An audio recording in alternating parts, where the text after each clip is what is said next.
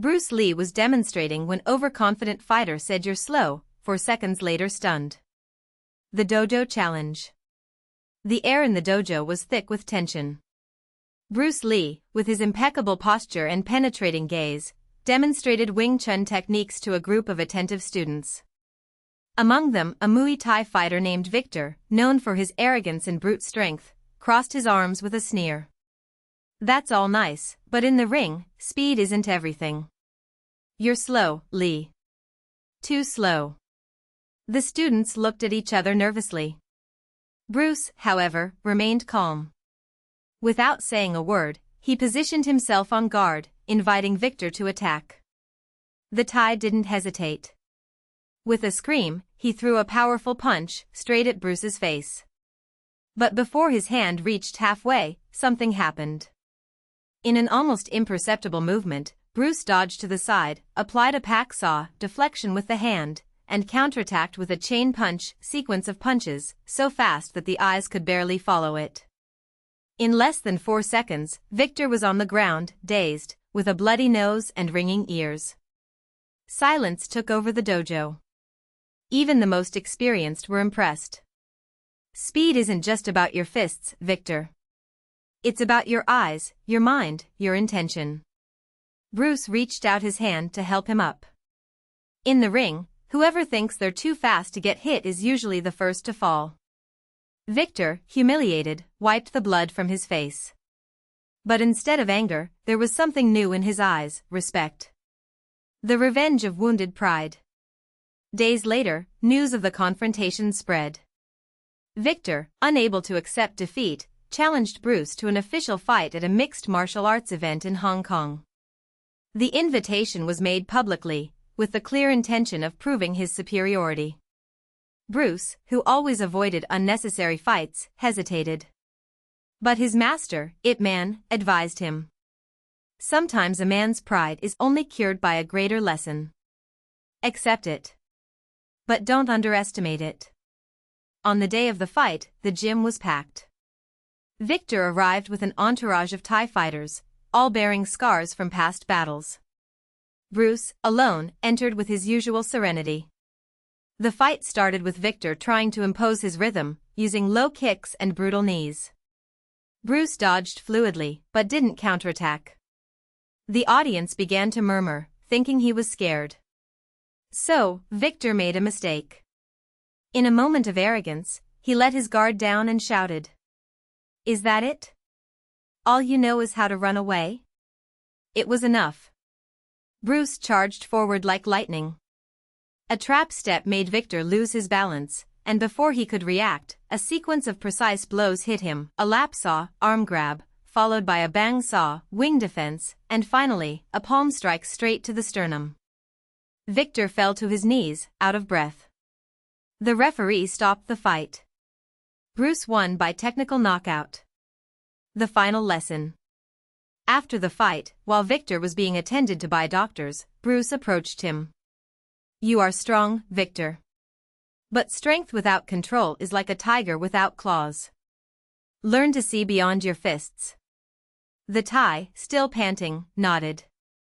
I understand. You didn't just fight me today. You fought my ego. Bruce smiled. And ego is any fighter's worst opponent.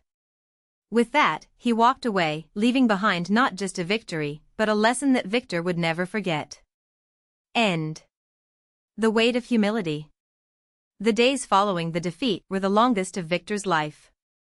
The gym, once a temple of his invincibility, now echoed with whispers and looks of pity.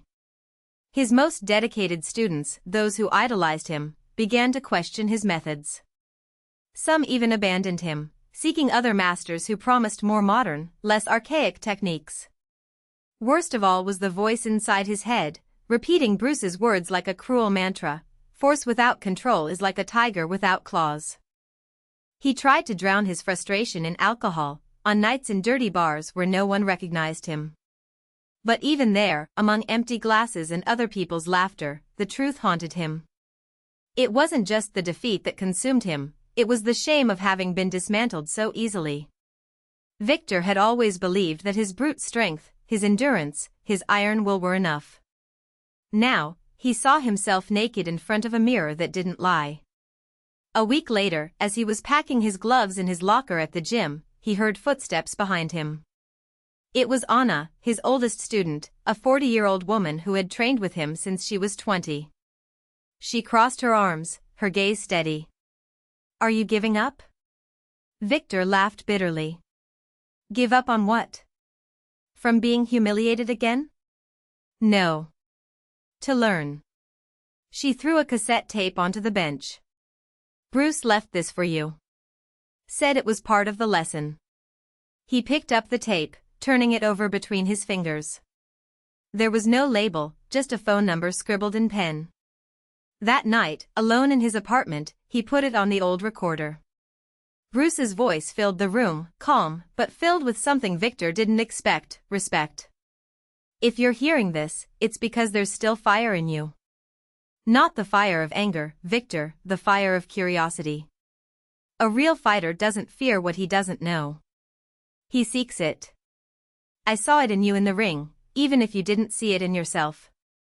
Come to my dojo in Hong Kong. Not as a student, not as a rival. As someone who wants to understand what it means to fight without being a slave to one's own strength." Victor pressed play several times, as if the words could change meaning with each repetition.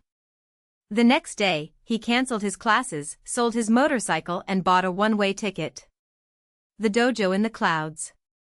Bruce's temple was on the outskirts of Hong Kong, tucked into the side of a mountain, where the air was thin and the silence deafening. There were no rings, no punching bags, no mirrors.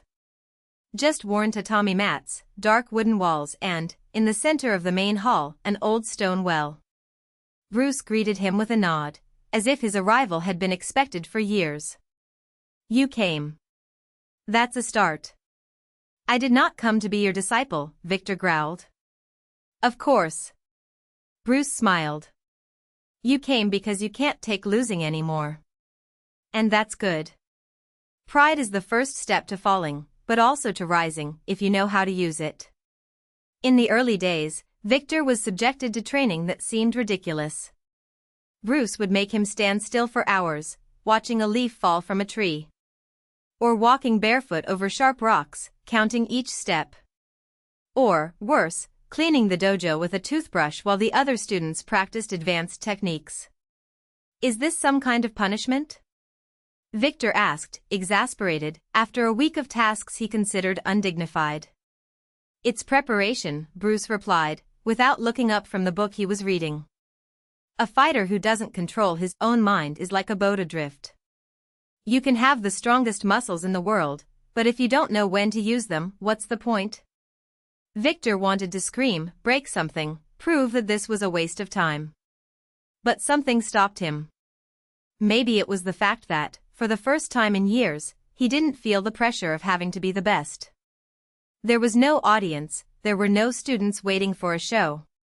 There was just him, the silence in Bruce's voice, always calm, always defiant. The well test. 3 months passed before Bruce finally spoke a word to him beyond monosyllabic orders. "Today, you will go down the well." Victor looked at the circular opening in the dojo floor, covered in wooden planks. The smell of damp rose from there, mixed with something older, almost mineral. Why?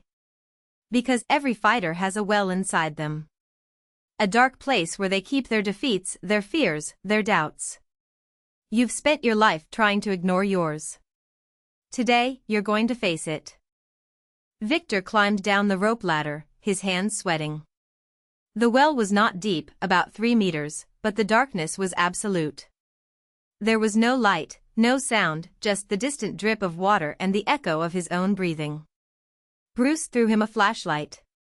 "When you're ready to leave, knock on the wall 3 times. But only leave when you know the answer to one question: what did you really lose in that ring?" The lantern went out. In the dark, Victor felt the weight of each defeat, each blow he didn't know how to block, each student who abandoned him. But most of all, he felt the weight of the man he had been, the one who believed that strength was everything. And then, like a punch in the gut, he understood. He hadn't lost to Bruce. he had lost to himself. He hit the wall 3 times. The return. When Victor returned to the gym in Bangkok a year later, no one recognized him right away. He was leaner, his muscles defined differently, as if every fiber had been remade. But what caught the most attention were his eyes, calm, almost serene. Anna was the first to hug him. "You're back." "I came back different." And it was true. Over the next few months, Victor transformed his dojo. He didn't abandon Muay Thai, but he merged it with the principles he had learned: breath control, economy of movement, the importance of space between blows. His students noticed the change. They were no longer punching and kicking machines, but fighters who thought, who felt the rhythm of the fight.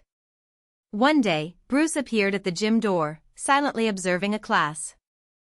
Victor saw him and motioned for him to enter. "You've changed," Bruce said. "I learned." "And what did you learn?"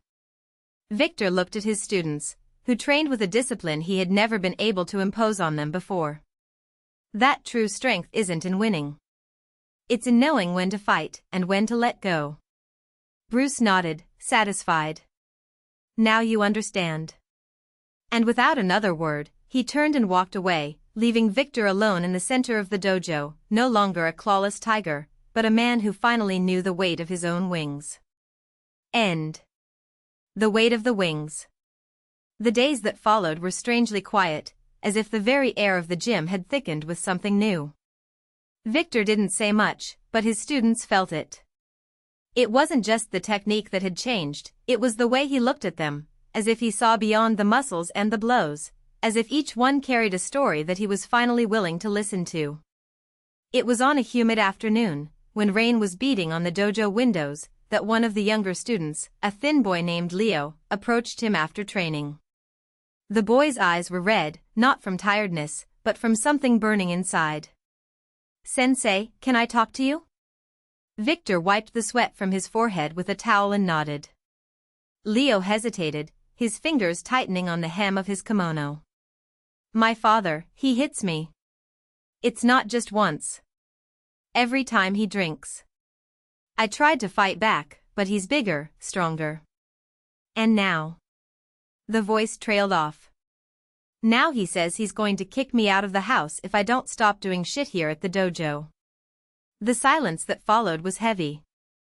Victor looked at the boy's hands, small hands, with scars on the knuckles, marks of someone who had already tried to defend himself. He thought of himself, years ago, in the ring, breaking bones to prove he wasn't weak.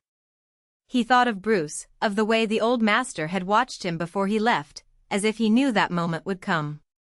"Do you want me to talk to him?" Victor asked, his voice low. Leo shook his head, too quickly. "No. He'll say I'm a coward, that I sent you to do the dirty work. And then it'll be worse." Victor took a deep breath. I knew the boy was right. Some monsters couldn't be faced with words. Then let's train something else. That night, Victor took Leo to a secluded corner of the gym, away from the others.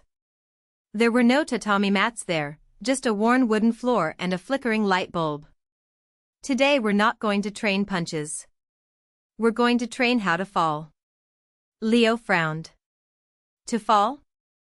"Yes. Because sometimes, the fight isn't about staying on your feet. It's about knowing how to get back up later." And then, without warning, Victor pushed the boy. Not hard, but enough to knock him off balance. Leo fell, his elbows scraping the floor. "Get up." Leo obeyed, but Victor pushed him again.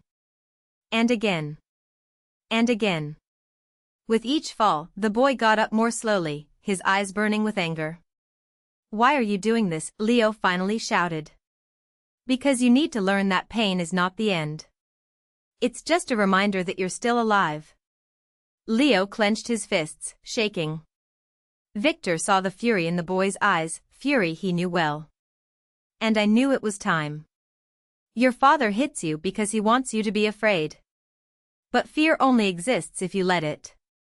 So, today, you will choose: either you let it break you, or you learn to stand up stronger." Leo looked at him, lips trembling. Then, without saying anything, he turned and ran home. 3 days later, Leo didn't show up for training. Victor tried not to think the worst, but when the boy finally returned at the end of the week, there was something different about him. It wasn't just the purple bruise on his jaw. It was the way he walked, more upright, as if he was carrying a weight that no longer bent him down. "Did he do that?" Victor asked, lightly touching the boy's face. Leo nodded. "But I didn't fight back." "Why?" "Because you said that strength isn't just about winning. And I didn't want to be like him." Victor held the boy's shoulder, squeezing lightly. "You're already stronger than him." Time passed. Leo continued training, but now there was something resolute in his movements, as if each blow was a promise. Victor, in turn, began to notice other things: students who arrived with dark circles under their eyes, others who avoided talking about home, one or two who disappeared for weeks and returned with marks that weren't from training. He couldn't save everyone. But I could teach them that the fall was not the end. A year later, Bruce returned to the gym.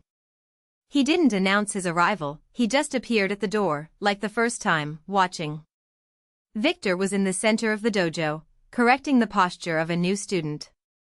When he saw the old master, he stopped. "You're back." Bruce didn't smile. "I came to see if you still remembered the lesson." Victor looked around, at Leo, now taller, teaching a beginner a move, for the other students, who trained with a discipline that went beyond technique. And then, he looked at Bruce. "I remember. But I learned that some fights can't be avoided. They can only be fought in a different way." Bruce nodded, as if he had expected this. "So you found your own path." And, like the first time, he turned to leave. But before he left, Victor called him. "Bruce." The old master stopped. "Thanks." Bruce didn't respond. He just raised his hand, in an almost imperceptible gesture, and disappeared into the night. Victor stood there, alone in the center of the dojo, listening to the sound of students' footsteps, the thud of bodies falling and rising. He was no longer the clawless tiger. He was a man who had learned to fly, even if sometimes his wings hurt. And that, after all, was enough. The weight of the wings. Victor remained still for a few more seconds, the echo of Bruce's words still reverberating in his mind. Some fights can't be avoided. He knew this better than anyone. His entire life had been a succession of battles, some won, others lost, but all left marks. And now, there, in the silence of the dojo, he finally understood what it meant to carry these scars without letting himself be defined by them. The students continued their training, oblivious to the conversation that had just taken place. Some stumbled, others landed blows with precision, but everyone, in some way, sought something beyond technique. Victor watched them, feeling the weight of responsibility. He was no longer just an instructor. It was an example. And that scared him. The first challenge. Days later, one of the oldest students, Ren, approached him after training. The young man's eyes were inflamed, his breathing was still rapid. "Sensei, I can't do it. No matter how much I train, there's always someone better. There's always someone faster, stronger." Victor recognized the frustration in Ren's eyes. It was the same feeling he had felt years ago, when Bruce had left him alone in the dojo for the first time. The same one that had made him doubt himself. "Do you think I've never felt this?" asked Victor, crossing his arms. "That I've never looked at someone and thought, I'll never be like him?" Ron hesitated, but nodded. "But then why do you continue?" Victor smiled, a tired but genuine smile. "Because the fight isn't about being the best. It's about being better than you were yesterday." Ron frowned, as if the words didn't make sense. Victor knew it wasn't something that was immediately understood. It was something that was lived. "Tomorrow, you'll train with me. Just the two of us. And we'll see if you still think you're not good enough." The proof. The training was brutal. Victor did not spare Run, nor himself. Blows, falls, exhaustion, until, at the limit of his strength, Run fell to his knees, panting. "Enough?" asked Victor, standing in front of him. Ron looked up, sweat running down his face. For a moment, Victor saw in him a reflection of himself, the boy he once was, full of anger and insecurity, wanting to prove something to the world. "No." Victor held out his hand. Ron grabbed it, and he pulled it up. "Then get up. And fight again." The legacy. Months passed, and Victor realized that something had changed. Not just Ron, but all the students. They were no longer just bodies in motion, repeating techniques. They were people learning to know themselves, to face their own limits. One night, after the last training session, Ren approached again. "Sensei, I understand what you mean. It's not about being the best. It's about not giving up." Victor nodded. "And you won't give up?" Ren smiled. "No. But if I fall, I'll need you to help me get up again." Victor laughed, a light, almost rare laugh. "Always." The reunion. Years later, Victor was in the same dojo, now older, his hair gray, his hands marked by time. The place was almost empty, just a few students training in silence. The door opened. A man entered, tall, broad-shouldered, his face marked by old scars. Victor recognized him immediately. "Bruce." The old master said nothing. He just walked to the center of the dojo and assumed a fighting stance. Victor hesitated for a second. Then, without a word, he raised his hands. They moved at a pace that only those who had trained together for years could understand. It wasn't a fight. It was a dance, a conversation without words, where each blow, each dodge, said more than any speech.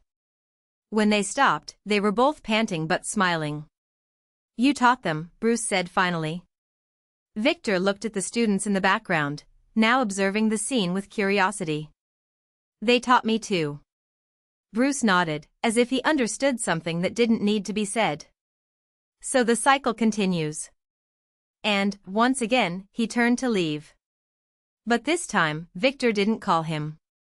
Just watched as he disappeared into the night, knowing that somehow the fight never truly ended. She just changed shape. And that, after all, was enough.